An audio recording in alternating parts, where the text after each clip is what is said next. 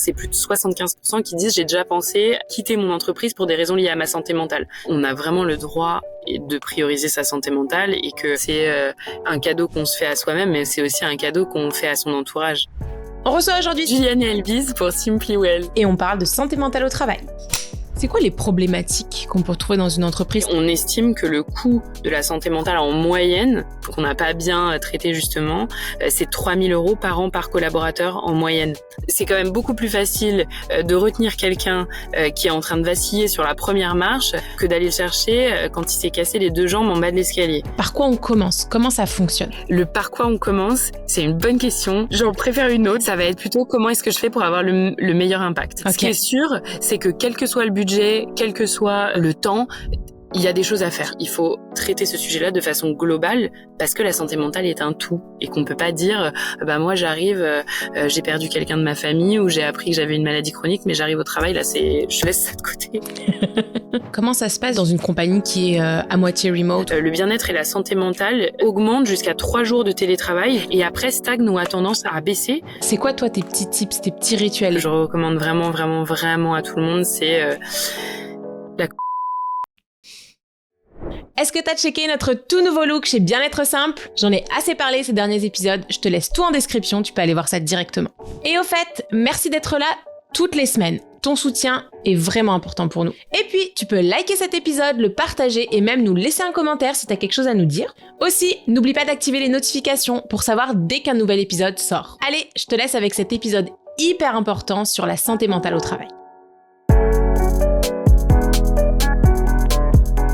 Hello tout le monde et bienvenue dans ce nouvel épisode de Simply Well, le podcast par Bien-être Simple. Aujourd'hui, je suis ravie de recevoir Julie Abiz, la cofondatrice de Teal. Donc Teal qui est une plateforme de santé mentale pour les entreprises et les employés du coup qui travaillent dans ces entreprises-là. Ensemble, on va parler donc de santé mentale au travail, essayer de comprendre un petit peu c'est quoi les enjeux, puis aussi quelles solutions apporter. C'est quoi justement les enjeux que vous avez trouvés auprès desquels vous êtes confrontés et que vous avez dit ok mais là c'est une évidence, il faut faire quelque chose. Ouais, c'est une super question de départ et dans la question déjà il y a une première chose, c'est qu'est-ce que c'est la santé mentale. Quand tu dis c'est quoi les enjeux liés à la santé mentale, le premier sujet qu'on avait c'était mais en fait est-ce que le sujet, c'est qu'il y a beaucoup de gens, et notamment en entreprise, qui confondent totalement ce qu'est la santé mentale et ce qu'est la maladie, le trouble, les risques psychosociaux en entreprise, etc. Donc, une des premières choses, un des premiers enjeux, c'était de réasseoir la vraie place de la santé mentale en rappelant la définition. La santé mentale, c'est un état de bien-être. Donc déjà, c'est une définition d'abord positive, un état de bien-être dans lequel on peut surmonter les difficultés normales et le stress de la vie, travailler productivement, contribuer avec succès à sa communauté. Donc ça dit des choses déjà assez positives, assez larges, et ça parle et de travail et de vie personnelle et de communauté. Donc c'est super large. Donc un des premiers enjeux, c'était de se dire mais pourquoi est-ce qu'on a peur de ce sujet-là et pourquoi est-ce qu'on prend une définition qui est un peu erronée, qui fait qu'on le traite qu'on le traite assez mal. Et pour l'anecdote, moi je m'en suis vraiment rendu compte quand on a commencé à faire nos recherches, un peu à se dire comment est-ce qu'on va traiter ce sujet-là. Une des premières choses que j'ai faites, c'est de m'entretenir avec des dirigeantes d'entreprise. Et en fait, beaucoup me disaient, le sujet, l'approche, c'est génial, j'adore. Il y en a même qui me disaient, si tu veux, j'investis dans ta boîte. En revanche, je sens pas de parler de ça dans mon entreprise parce que tu sais, on a un peu peur. Est-ce que c'est pas la boîte de Pandore? Est-ce que c'est le rôle de l'entreprise? Ce qui s'est passé, c'est qu'on a gagné aussi un temps considérable et on a fait un saut de maturité quand la crise sanitaire est arrivée.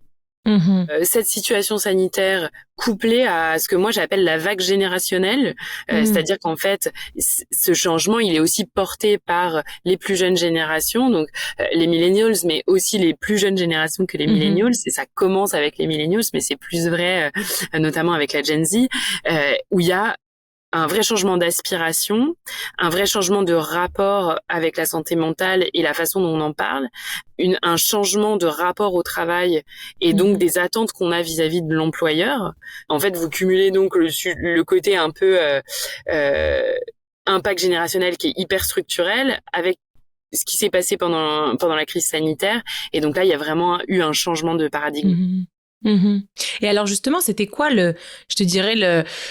ça ressemblait à quoi en fait le monde de l'entreprise pré-Covid et ensuite post-Covid au niveau de la santé mentale? Comment est-ce qu'on peut concrètement un peu comprendre cette différence-là? Alors, je pense que ce qui s'est passé avant Covid, c'est qu'il y avait beaucoup plus de pudeur, beaucoup plus de tabous. Et aussi, les entreprises se posaient plus la question de est-ce mon rôle de...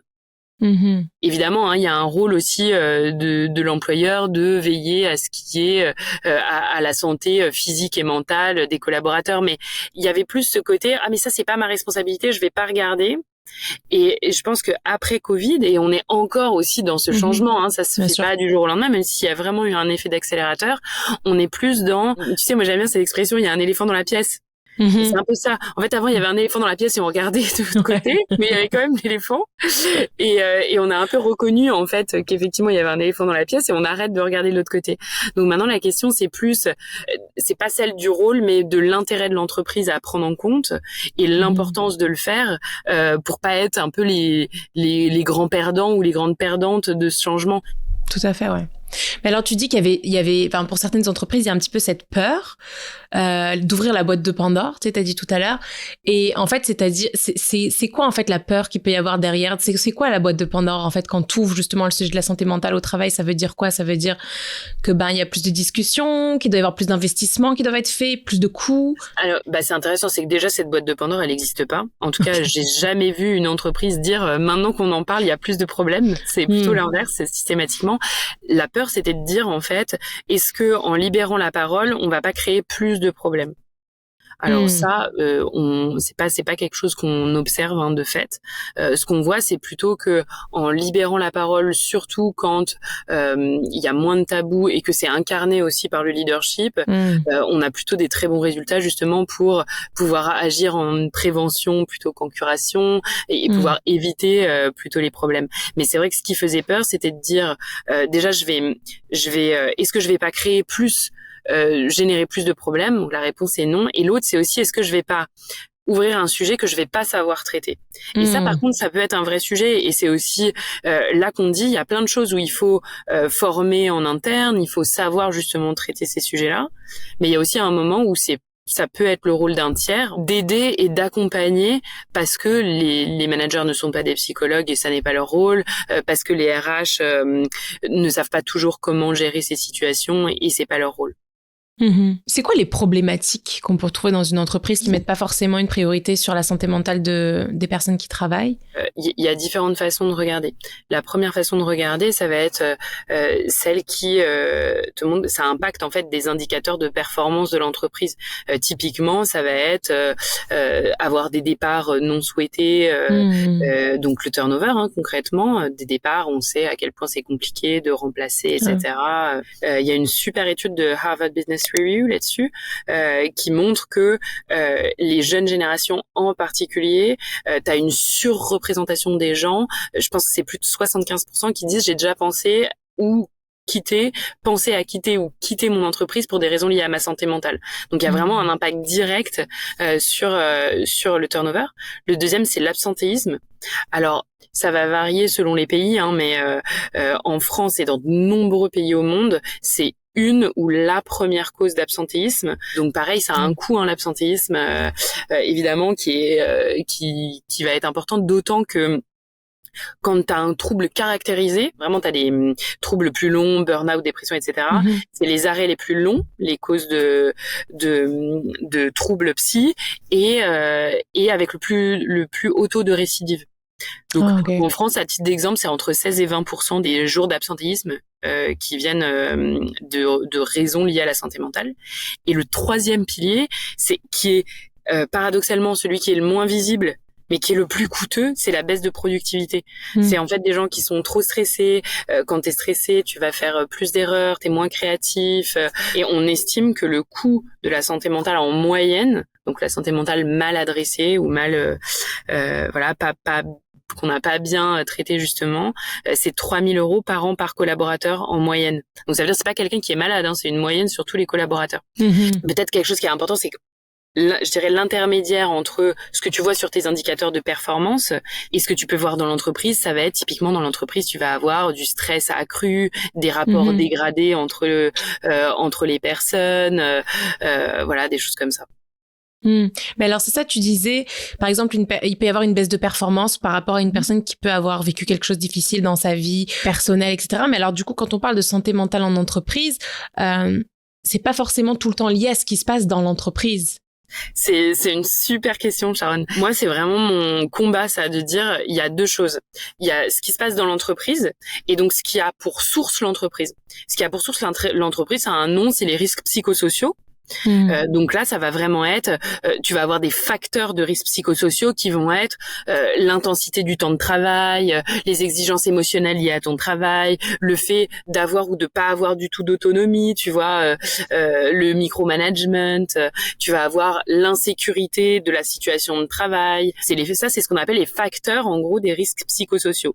Mais il y a quelque chose qui est pas traité ici et qui fait partie intégrante de la santé mentale, qui va être ce qui relève du perso. Et donc, ce qui relève du perso, ça peut être soit lié à sa nature propre, quelqu'un qui est très angoissé, par exemple, quelqu'un qui a très peu de confiance en elle ou en lui, ça peut influencer. Et ça peut être aussi les événements de la vie. Ça va être des sujets comme les gens qui vivent avec une maladie chronique, les gens qui doivent traverser une période de deuil ou effectivement de séparation, une fausse couche, un process de PMA, quelqu'un qui est malade dans votre famille, etc. Et tout ça relève du perso, mais a un impact qui est évident aussi sur la sphère du travail. Tout à fait. Et même à ça, moi j'ajoute ce qui relève pas de la vie perso, mais qui relève de la vie en général. Un conflit qui nous affecte, un conflit géopolitique qui nous affecte plus ou moins. Le contexte écologique, nous on a beaucoup de gens dans les entreprises qui sont éco-anxieux.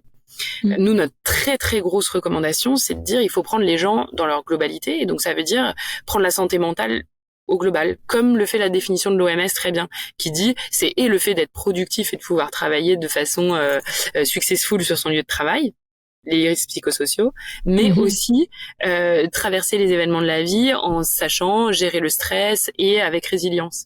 Le message que je transmets tous les jours à nos clients, mais aussi, tu vois, dans les médias, et c'est de dire, en fait, il faut arrêter de siloter. C'est évidemment important, l'entreprise, elle a pas la main sur tout. Elle peut pas régler. Alors, elle peut faire son bilan carbone et avoir toutes les bonnes pratiques environnementales, mais on peut pas régler à nous seuls la crise écologique. En revanche, il faut traiter ce sujet-là de façon globale parce que la santé mentale est un tout et qu'on peut pas dire moi j'arrive, j'ai perdu quelqu'un de ma famille ou j'ai appris que j'avais une maladie chronique, mais j'arrive au travail, là je laisse ça de côté. C'est ça. Je laisse ça de côté et puis là on y va. Oui. On aimerait bien, mais la vie est ainsi faite que ça ne se passe pas comme ça. Oui, c'est ça, c'est parce qu'il peut y avoir des fois cette confusion dans les entreprises de dire, en tout cas les dirigeants, mais je peux à la limite gérer ce qui se passe dans mon entreprise, c'est ma responsabilité, mais ce qui se passe dans la vie personnelle reste dans la vie personnelle, puis dès qu'on arrive au bureau, on le laisse ça sur le paillasson, genre. C'est pas logique d'un point de vue de l'humain, en fait, de l'émotionnel, simplement de se dire, ok, là, je coupe mon émotion, je coupe ce que je ressens, puis là, je me mets à fond dans le travail, alors que sa tête, en fait, rumine et continue de réfléchir à ce qui se passe à la maison. Exactement. Mais la différence, ça va être aussi comment on y répond. En fait, les risques psychosociaux, en fait, il faut les prévenir, les évaluer et faire un travail pour adresser la source des risques, en fait. Alors que quand il va s'agir de développer la résilience et d'accompagner un salarié ou une salariée qui vit une période difficile, c'est pas du tout la même chose. On va plutôt permettre un accompagnement.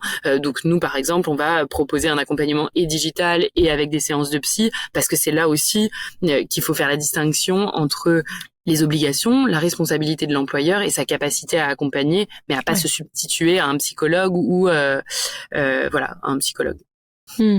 Ouais. Est-ce qu'il y a des entreprises ou plutôt des secteurs d'activité ou certains secteurs des industries où il y a plus de problèmes de santé mentale? La santé mentale, c'est quand même un sujet qui est universel et qui touche tout le monde. Tout le monde est concerné et c'est vraiment, il n'y a pas d'âge, il n'y a pas de genre, il n'y a pas de stade hiérarchique dans l'entreprise. C'est pas parce qu'on travaille dans un entrepôt, dans un laboratoire, dans un institut de recherche ou qu'on est cadre sup, qu'on est plus ou moins concerné. Ceci étant dit, ce qu'on voit, c'est que il y a des environnements de travail ou des situations où il va y avoir des problématiques qui sont différentes et parfois plus intenses. Ça peut être donc dans les scale-up, par exemple, on va voir, il y a souvent de l'hypercroissance. Donc, ça vient avec plein de problématiques qui sont extrêmement positives, mais aussi avec une intensité, un besoin de gérer le stress, voilà, dans des industries qui vont peut-être être un peu plus en difficulté, où il va y avoir plus de restructuration, de PSE, donc de plans sociaux ou des plans de licenciement, on va avoir d'autres genres de risques à gérer, par exemple. Et ensuite, à l'intérieur des entreprises, ce qu'on voit aussi, donc à l'intérieur des industries, on va avoir différentes thématiques. Parfois, ça va être plus adaptation au changement, régulation émotionnelle. Et à l'intérieur des entreprises, tu as une chose qui est assez fréquente, qui est de voir que la santé mentale des femmes est légèrement plus sur le fil et légèrement plus dégradée que celle des hommes. Et celle des managers est aussi un peu mise à plus rude épreuve que celle des contributeurs individuels. C'est pas très étonnant. Les femmes par rapport aux hommes, il y a un côté peut-être être plus à l'écoute et deuxièmement un côté encore d'avoir une charge mentale qui est plus importante et sur la population des managers, il y a aussi ce côté fabuleux de se dire en fait en tant que manager on a un rôle qui est extrêmement important dans l'entreprise qui va être d'être à la fois le lien entre le leadership et la stratégie de l'entreprise et comment on la déploie dans des équipes, etc. Mais ce côté entre deux fait qu'effectivement quand la pression est pas forcément bien gérée ou quand il y a du stress ou quand il y a des tensions, c'est souvent des populations qui souffrent un peu plus. Et alors, admettons que là, on est une compagnie et on décide de faire des changements et de mettre plus l'accent sur la santé mentale. Par quoi on commence? Comment ça fonctionne? Le par quoi on commence, c'est une bonne question, mais j'en préfère une autre. Donc, si tu m'en veux pas, je te dis comment nous, on traite ça va être plutôt comment est-ce que je fais pour avoir le meilleur impact. Okay. Ce qui est sûr, c'est que quel que soit le budget, quel que soit le temps, il y a des choses à faire. Je te donne un exemple comme ça. Il n'y a pas de budget, il n'y a pas de temps à allouer. Le simple fait que dans une plénière, il y ait quelqu'un du top management, si possible, fondateur, fondatrice ou CEO de l'entreprise, qui prenne la parole pour montrer l'exemple, parler de sa santé mentale, ça a de l'impact déjà. Et donc ça coûte rien. À faire un peu de courage et ça prend pas de temps. La question que moi j'essaye de me poser et que je me pose aussi en tant qu'entrepreneur, c'est comment est-ce qu'on crée des politiques qui fassent vraiment la différence et qui a un vrai impact, parce qu'en fait c'est quand même ça le juge de paix à la fin. Et aussi parce que ce qu'on a vu aussi au début, c'est que les politiques qui étaient mises en place, elles n'avaient pas d'impact et elles manquaient un peu leur but premier, parce que souvent c'était des numéros d'urgence, des lignes d'écoute, un ou une psychologue sur site, c'est bien, c'est mieux que de rien avoir, mais ça correspond pas aux besoins en fait. C'est c'est désuet quelque part. Et ce qu'on voit, donc ce que je vais te dire là, c'est des études, notamment une super étude faite par Deloitte qui montre très bien ça de façon à la fois empirique et théorique.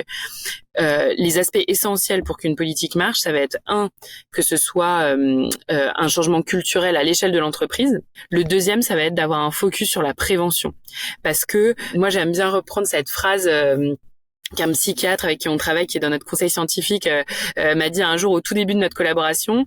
C'est quand même beaucoup plus facile de retenir quelqu'un qui est en train de vaciller sur la première marche que d'aller le chercher quand il s'est cassé les 2 jambes en bas de l'escalier.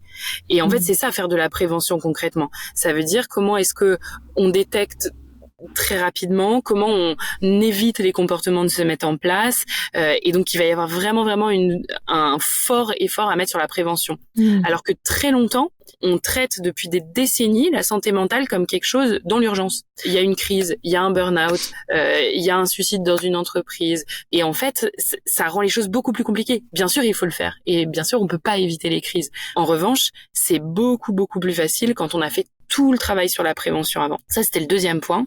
Et le troisième point, et je pense que c'est vraiment absolument essentiel, c'est d'être capable d'utiliser la technologie et la data pour personnaliser l'approche et apporter le bon soutien au bon moment.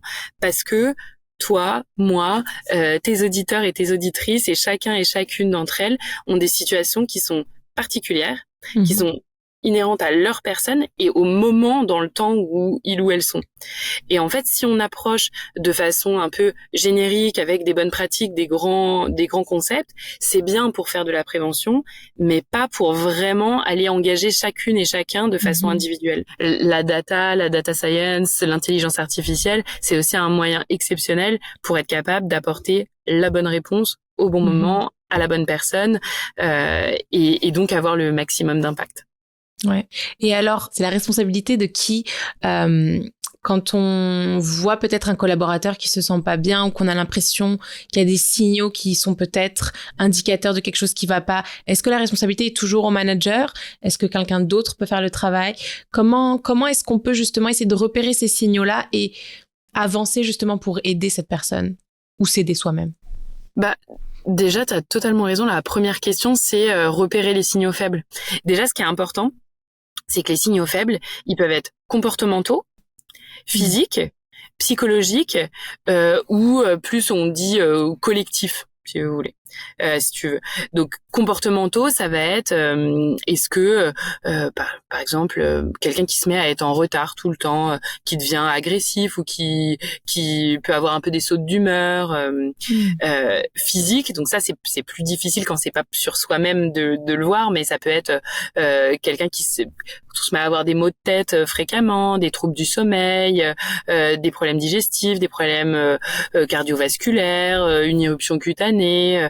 Ensuite, les facteurs les signaux psychologiques, ça va être des problèmes de concentration, plus d'anxiété, ou ressentir de l'ennui, du découragement, de la négativité, des choses comme ça.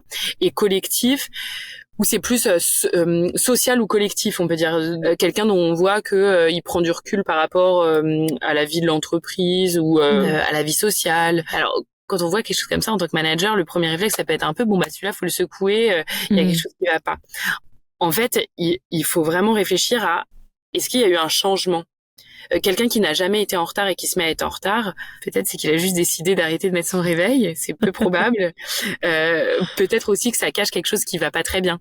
Par exemple, moi, je peux te donner un exemple personnel. À un moment où ça allait moins bien dans ma vie, je me suis rendu compte que en 1 ou 2 jours d'intervalle, mes 3 associés m'ont dit, dis donc, c'est difficile en ce moment, tu fais des feedbacks qui sont un peu plus durs, t'es un peu irascible, c'est pas ton genre. Et en fait, en entendant ça, je me suis dit, oui, effectivement, c'est aussi le signal pour moi de dire, il y a quelque chose où je suis en surcharge, parce que normalement, je sais comment on fait un feedback, je fais attention, je sais dire les choses pour qu'elles soient entendues sans vexer les gens. Et donc là, si 3 personnes me disent que j'y arrive pas, c'est probablement que ça dit quelque chose sur moi et pas sur eux qui sont tous pas capables de recevoir mon feedback. Comme je me suis beaucoup étendue sur qu'est-ce que les signaux faibles, je ne me souviens plus de la deuxième partie de ta question, Sharon. La deuxième partie, c'était qui a la responsabilité, entre guillemets, d'en parler ou de le pointer du doigt. Justement, là, dans ton cas, c'était tes collaborateurs qui sont venus et qui t'ont dit, mais regarde, là, t'es un peu plus harsh que d'habitude. Peut-être quelqu'un qui a peut-être moins l'habitude ou, En fait, le mot responsabilité, il est un peu compliqué ici parce que est-ce que c'est une responsabilité contractuelle? Non. Il y a la responsabilité de l'employeur, comme je te disais, tu vois, de veiller à la santé mentale de ses collaborateurs sur le lieu de travail. Mais donc là, moi, je parlerais moins de responsabilité et je trouve qu'il faut plus être pragmatique que conceptuel. En fait, idéalement, chacun soi-même, et nous ce qu'on essaye de faire c'est vraiment de sensibiliser tous les collaborateurs à ce genre de sujet. Ensuite il faut former et accompagner les managers qui ont un vrai rôle de détection et les pairs aussi, et c'est important. Je trouve qu'il y a vraiment je dirais qu'il y a 4 niveaux dans ce côté-là. Il y a soi-même en tant que personne et être alerte pour soi-même, regarder chez ses pairs et ses collaborateurs, collaboratrices, collègues, etc. en tant que manager et en tant que leader évidemment, mais en tant que leader ou dans le leadership, effectivement, en tant que fondateur, fondatrice d'entreprise ou CEO, on peut pas tout voir. Et c'est pour ça qu'il faut des relais aussi dans l'entreprise. Mais c'est vrai aussi, tu sais, c'est vrai aussi dans le perso. On peut pas obliger un ami à se rendre compte, mais on peut l'aider et connaître les bonnes pratiques d'écoute active, de reformulation pour l'aider à se rendre compte et savoir à quel moment il peut être opportun ou pas de dire à quelqu'un, peut-être là je sens qu'il y a quelque chose qui a changé, est-ce que ça va, est-ce que tu as besoin de te faire aider sur ce sujet-là, etc. On va pas voir quelqu'un et lui dire ce serait pas mal que tu ailles voir un psy. Ouais, c'est ça, oui. C'était ma question, c'était comment est-ce qu'on aborde l'autre, justement, qui a peut-être pas envie d'entendre ces choses-là et d'accepter encore le fait qu'il se sent pas bien ou qu'il y a quelque chose qui se passe dans sa vie ou qu'il a pas envie d'en parler aussi. Est-ce que tu dirais qu'aujourd'hui, quand même, les collaborateurs, les gens qui sont en entreprise, sont plus à l'aise d'en parler, se sentent plus ouverts à en parler de ces choses-là quand ça va pas, ou alors c'est encore quand même tabou, un petit peu comme pré-Covid ou... Ouais, je me dis, il faut que la personne soit quand même ouverte. Il y a vraiment des progrès qui ont été faits. Il faut encore avancer en ce sens, c'est sûr. Et ce qu'on voit, c'est que pour libérer la parole, c'est vrai que c'est vraiment important aussi que il y ait une incarnation du changement par le leadership.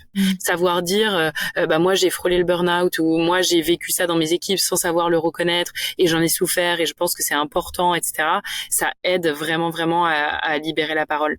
Après, le fait d'être on peut vraiment être formé aux techniques de comment accueillir la douleur de l'autre, qu'est-ce qu'on peut dire, qu'est-ce qu'on peut pas dire. Alors, il n'y a pas de recette magique, mais il y a quand même des bonnes pratiques de savoir écouter, savoir tendre la main. Par exemple, quelqu'un qui va pas bien, ça peut être plus efficace entre guillemets de lui dire est-ce que je peux te décharger de cette tâche précise plutôt que lui dire si je peux t'aider en quoi que ce soit, dis-moi. Parce que c'est plus facile de laisser d'être précis et de proposer quelque chose de précis plutôt que laisser à l'autre la charge de le formuler. Donc c'est des petites choses et en fait c'est des petites choses qu'on peut apprendre et qu'on peut savoir faire Ouais, tout à fait. Très intéressant. Comment ça se passe du coup pour les startups? Je me dis, ou en tout cas les petites structures qui n'ont pas forcément une grosse hiérarchisation où par exemple le CEO c'est aussi le manager et qui gère un petit peu tout et qu'il y a quelques personnes qui travaillent et qu'ils sont en train de construire une entreprise, donc c'est beaucoup de stress, c'est intense, il y a beaucoup de choses à faire et tout le monde touche un petit peu à tout. Et dans ce cas-là, comment est-ce qu'on fait? Alors il y a des problématiques qui sont assez propre aux startups, effectivement. Ça peut être un très fort engagement, donc dans ce cas-là, il faut faire attention à ce que l'engagement fort et l'envie et l'enthousiasme et l'envie de participer à un projet et à la croissance se transforment pas en surengagement. Donc ça, on peut dire les bonnes pratiques, les incarner encore une fois. Ça peut être aussi assez trivial, mais jamais accepter en tant que CEO, jamais accepter un meeting avant 9h30 et après 17h45 par exemple, c'est un moyen aussi de montrer que on a le droit de le faire et que c'est normal et que c'est bien. Pas envoyer d'emails à pas d'heure ou le matin très tôt, etc. Et d'ailleurs, le rôle du leadership est souligné partout. Le côté lead by example, c'est quand même important partout. Mais c'est vrai que dans les petites dans les startups, ça peut être vraiment un sujet. Et il faut pas. Je pense qu'il y a aussi ce côté dans les startups, les scale-up d'arrêter de cultiver cette espèce de mythe du super-héros ou de la super-héroïne aussi. De pas se dire en fait les gens sont pas magiques, on peut pas il y a très très peu de gens qui peuvent dormir 5 heures par nuit, être productifs en permanence et surtout que ça tienne sur le long cours parce qu'en fait tout le monde peut faire 2-3 semaines, un mois quand il y a une période un peu intense mais sur le long cours en fait on est simplement pas programmé pour ça donc a priori il y a un moment où le fonctionnement du cerveau nous rattrape tout simplement. Et je suis curieuse, je pense que j'ai quand même une petite idée, mais pourquoi selon toi le fait que ce soit mis en avant par le leadership facilite pour toute la structure cette ouverture de parole? Le premier, c'est de dire quand c'est mis en avant par le leadership et que c'est incarné, c'est un très bon moyen de mettre fin à ce mythe du super-héros ou de la super-héroïne déjà. Deuxièmement, c'est aussi une preuve que ça va pas être un frein à l'avancée dans la carrière. Et troisièmement, ça incarne quelque chose de plus large, qui est de dire en fait, on n'essaye pas de mettre un pansement sur une jambe de bois. Ça devient plus réel en fait. C'est pas, on sait on sait que c'est hyper difficile, qu'il y a plein de problèmes, mais on va mettre une petite mesurette par-ci et puis comme ça, on pourra dire qu'on a fait quelque chose. Il y a une authenticité dans la démarche qui du coup crée de l'adhésion, etc. Ça enlève une culpabilité aussi, j'ai l'impression. Et c'est marrant que tu dis ça. Moi, c'est quelque chose qu'on m'a dit. J'avais été assez surprise. Alors, c'est pas tout à fait santé mentale, mais c'est quelque chose qu'on m'a dit quand je suis revenue de mon premier congé maternité. Où j'avais dit, en fait, je sais que l'entreprise est encore petite. Je sais qu'on a beaucoup de boulot, qu'on a beaucoup d'enjeux. Mais j'ai vraiment tout fait pour hyper bien programmer et préparer mon congé maternité. Et j'ai besoin et envie de pouvoir prendre un vrai congé maternité. Alors, aménager, un peu plus court, etc. Mais vraiment, et quand je suis revenue, c'est exactement ce qu'on m'a dit, que ça faisait du bien parce que ça déculpabilisait complètement de mon congé maternité à venir. Et alors justement, comment est-ce que les parents, les jeunes parents d'autant plus, ils peuvent être aidés ou c'est quoi leurs enjeux spécifiques à eux qui peuvent être améliorés dans tout ce contexte-là? Je sais pas si ma question est très claire, mais... Non, c'est une bonne question. Moi, je suis en plein dedans, donc j'ai l'impression d'être le patient zéro de ta question. Parfait. Je pense que il y a, en fait, si on prend un peu de recul, être parent, c'est un très grand bouleversement de la vie. Et donc, quand on traverse un très grand bouleversement, généralement, on peut avoir besoin d'être accompagné sur certaines thématiques par un psychologue ou par de la psychoéducation, découvrir comment faire, comment se réapproprier, parce qu'il faut recréer un équilibre qui est différent. Alors, avec la naissance d'un enfant, et moi je suis un peu biaisée parce que comme je te disais, j'ai deux petites filles en bas âge. Et c'est vrai qu'il y a ce côté bouleversement qui est fabuleux, qui est exigeant aussi, qui vient avec le manque de sommeil, souvent au moins par phase, et puis pour certains qui ont moins de chance, c'est très durable et c'est pas une phase, mais c'est une longue phase. Donc pour toutes ces raisons, on peut avoir besoin d'un accompagnement qui soit un peu particulier sur ces sujets-là, d'autant que il faut toujours savoir que le manque de sommeil, il se paye quelque part. Soit on baisse sa performance cognitive, soit on baisse sa bonne humeur. Et je pense aussi, tu sais, à tout ce qui est autour de l'accueil de la parentalité, qui est un vrai sujet aujourd'hui et qui est pas forcément, ça peut être la période où on essaye d'avoir un enfant et je crois que c'est 15 à 20% des couples vont traverser une période d'infertilité. Ça peut être pour les couples homosexuels le désir d'enfant qui est semé d'embûches pour y parvenir. Ça peut être si on fait une fausse couche par exemple. Donc il y a aussi tout ce qui est autour de la périnatalité qui peut être parfois ça touche à des choses assez profondes qui font que souvent, effectivement, on peut avoir besoin d'être accompagné dans ces périodes-là. On n'en a pas vraiment parlé, mais comment ça se passe justement la santé mentale et en fait dans une compagnie qui est à moitié remote ou en tout cas ou peut-être full remote. Comment est-ce que, en fait, quels sont les challenges, en quoi ça diffère et qu'est-ce qu'on peut faire aussi justement? Déjà, ce qui est important, c'est il y a plusieurs études qui ont convergé vers le fait que généralement le bien-être, alors il y a des situations individuelles partout, mais généralement en moyenne, le bien-être et la santé mentale augmente jusqu'à 3 jours de télétravail, 2 à 3 jours de télétravail, et après stagne ou a tendance à baisser parce que ça interroge sur comment est-ce qu'on maintient les liens, et ça interroge aussi sur la façon de percevoir justement les signaux faibles. Et c'est là le gros enjeu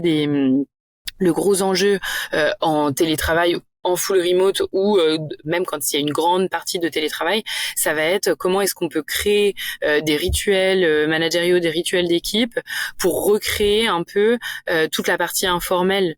Parce que dans cette partie informelle, il y a aussi la richesse de pouvoir percevoir et dire des choses qu'on ne dit pas dans l'efficacité d'un meeting. Et donc ça peut être prendre le temps, dans la façon dont on organise les one-one, de bien prendre le temps au début de vraiment se poser la question de comment ça va. En tant que manager, par exemple, un truc qui peut être intéressant, c'est tester plusieurs façons de demander aux gens comment ils vont. Par exemple, il y a des gens, vous leur dites comment ça va, ils vont dire ça va super. Et après, tu leur dis mais sur 1 à 10, qu'est-ce qui t'empêche de dormir? Et ils disent ah bah en ce moment c'est 4 parce que vraiment, tu te dis ok, donc si je m'étais arrêtée à comment ça va, j'avais complètement raté. Ou typiquement, moi parfois je demande est-ce qu'il y a des choses qui t'empêchent de dormir qu'est-ce qui t'empêche de dormir et qui soit lié au travail? Et puis quelqu'un dit ah ouais effectivement ça fait 3 nuits que je dors plus. Ok. Ah ok. mais donc en fait tu me disais que ça... donc je trouve que ça peut être aussi c'est des petits tips pour essayer de savoir, mais c'est vrai que en tout cas en full remote on voit le côté perte un peu de l'informel qui est une source d'information importante pour percevoir l'humeur des gens et créer du lien, et il faut faire attention à pas perdre le lien effectivement. J'avais une petite question pour toi, Julia. C'est en tant qu'entrepreneur quand même d'une belle compagnie et surtout dans la santé mentale et maman.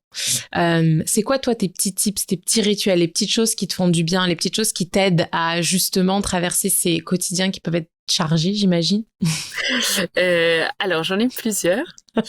Il y en a un c'est que j'aime bien et que je trouve qui est très puissant, c'est de cultiver la gratitude et de prendre un peu de temps, surtout quand on est submergé, qu'on a plein de trucs et que plein de trucs dans la tête, de se rappeler pourquoi on a de la reconnaissance et voilà, qui souvent est pas souvent lié au travail, mais voilà, il y a ça. Il y a aussi moi je suis assez alerte sur effectivement ce qui se passe dans mon cerveau, et je trouve que c'est bien d'être assez alerte sur ses propres biais et se rendre compte quand c'est nos propres schémas ou nos propres biais qui s'activent, et c'est quelque chose qu'on apprend très bien chez Teal. On a fondé tout notre accompagnement individuel, il est fondé sur les sciences cognitives et comportementales, et à la base des sciences cognitives et comportementales, il y a ce qu'on appelle la restructuration cognitive. Donc ça va être d'être capable d'identifier les pensées automatiques ou les biais de pensée qu'on va avoir, qui créent sur un événement une pensée et une émotion qui peut être négative, et donc un comportement qui parfois est pas forcément le plus adapté. Et en fait, quand on fait cette gymnastique de façon assez régulière, on en vient à se rendre compte, et donc très souvent je me dis ok, prends un peu de 2 secondes, qu'est-ce qui se passe? En fait, là, c'est un biais de négativité qui fait que ce truc-là négatif dans ta journée, il est en train de prendre toute la place, alors qu'il y a eu 5 bonnes nouvelles et que tu y as même pas pensé 2 secondes. Tu t'es dit, ok, super, ça c'est bon, c'est fait. On a gagné ce contrat. Telle personne a accepté notre offre, c'est trop bien. Et puis là, je vois, je sais pas, un client qui est un peu mécontent, et il y a plus que ça qui compte. Mais le savoir et regarder de temps en temps et se dire, ok, là, qu'est-ce qui est en train de se passer? Ah, mais je vais pas laisser faire ça de façon automatique, je vais y réfléchir et me dire est-ce que je peux pas penser à quelque chose qui soit un peu plus utile. Ça aide beaucoup. Et après, quelque chose qui sert, moi que je recommande vraiment vraiment vraiment à tout le monde, c'est la cohérence cardiaque et apprendre à respirer. Et quand on est stressé, je trouve que parfois prendre 5 minutes c'est mieux, mais déjà prendre quelques secondes pour se poser, respirer, ça fait du bien. Et la respiration, c'est vraiment notre meilleur allié déjà pour se poser, prendre un petit pas de recul et repartir. Mais globalement, au-delà des outils, je trouve que ce qui est le plus utile, c'est de se dire que on a vraiment le droit de prioriser sa santé mentale, et que au-delà du droit, c'est un cadeau qu'on se fait à soi-même, mais c'est aussi un cadeau qu'on fait à son entourage, et c'est un cadeau qu'on fait à sa famille, à ses enfants, pour être un peu plus patient, trouver les ressources quand on est fatigué, savoir profiter de l'instant présent quand on a un bon moment en famille alors qu'on a plein de petits soucis au travail. Et au travail, c'est un cadeau qu'on fait à ses collaborateurs, à ses associés, pour pas être désagréable avec eux et leur faire des feedbacks trop difficiles parce qu'on est de mauvaise humeur. Et c'est aussi un cadeau qu'on se fait à soi-même, parce qu'on prend des meilleures décisions, on est plus créatif. En fait, je trouve que quand on se rend compte et qu'on admet que prendre soin de sa santé mentale, c'est ni quelque chose d'égocentré, ni un manque d'humilité, ni un manque de performance, mais qu'en fait c'est tout l'inverse. On a déjà parcouru vraiment une bonne partie du chemin, et je pense que c'est un grand service qu'on se rend, encore une fois, à soi-même, mais aussi aux autres et à son entourage. Tout à fait. Julia, j'ai une dernière question pour toi qu'on pose à tous nos intervenants, mais je pense que tu as déjà dit beaucoup de choses. Mais ce serait quoi ton mot de la fin pour cet épisode? Mon mot de la fin, c'est qu'il faut parler de santé mentale, prioriser sa santé mentale et le faire pour soi et pour les autres, pour construire une société qui soit plus ouverte et où on parle plus de ces sujets-là en dernier recours, au dernier moment, quand il est déjà trop tard, et en faire vraiment un sujet qui soit aspirationnel. Moi, j'ai envie de me réveiller dans un monde où on prend soin de sa santé mentale comme on prend soin de sa santé physique, de façon préventive, positive, aspirationnelle et au quotidien. Merci beaucoup, Julia, pour tout ce beau moment. Honnêtement, j'ai appris beaucoup. Je trouve que ça fait du bien d'en parler, ça fait du bien tout ce que vous faites chez Teal, honnêtement. Je vous souhaite tout le meilleur dans tout ce que vous faites. J'espère que vous serez là encore pour 50 ans et que vous ferez avancer les choses. Je vais mettre toutes les informations en description. Merci beaucoup. Avec plaisir, Sharon. C'était un plaisir vraiment de participer. Donc, merci de m'avoir invitée. Merci d'avoir écouté cet épisode jusqu'au bout. Et si tu veux aller encore un peu plus loin, tu peux liker cet épisode, le partager, nous laisser un commentaire et n'hésite pas à aller faire un tour sur toutes nos autres plateformes. À la semaine prochaine pour transformer ta vie, un épisode à la fois.